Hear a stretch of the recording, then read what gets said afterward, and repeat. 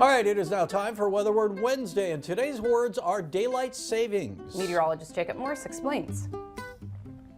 On early Sunday morning, we spring forward 1 hour, but there's an interesting history behind daylight saving time, and it goes back to 1918 with the war effort, but that only lasted for a few months. In 1942, FDR reenacted daylight saving time, calling it wartime. That lasted until 1945. In 1966, there was a uniform establishment of daylight saving time starting in April and lasting until October. And in 1974, they tried daylight saving time year-round to conserve energy. 1987, it was from April until October, used through 2006 before the times were adjusted just a little bit. The start date was moved to be in March of daylight saving time, and then DST would end on the first Sunday of November, and that's what we become used to. But there's some competing theories of if we should have permanent daylight saving time or permanent standard time, so we don't have to deal with these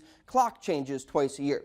So we're used to, on the shortest day of the year, the winter solstice, with standard time having a sunrise at 8:25 in Bismarck and a sunset at about 5 o'clock.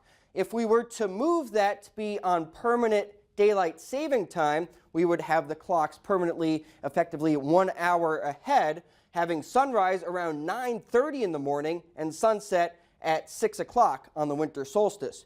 We're used to having daylight saving time in the summertime. For the summer solstice, the longest day of the year, Bismarck's sunset is at 9:41 and our sunrise is at 5:48. But if we were to change it and have permanent standard time, our longest day of the year on the summer solstice, our sunset would be earlier and our sunrise would be before 5 a.m. in Bismarck. So there's multiple different problems that people have with going to permanent daylight saving time or permanent standard time. One of the big ones being for kids getting ready for school in the winter time, for that sunrise being shifted to be later in the morning time for the winter solstice, for the shortest day of the year. And here in North Dakota, we're on the western edge of the central time zone, so there would be most of the central and eastern part of the state seeing the latest sunrise if daylight saving time is permanent between 9 a.m.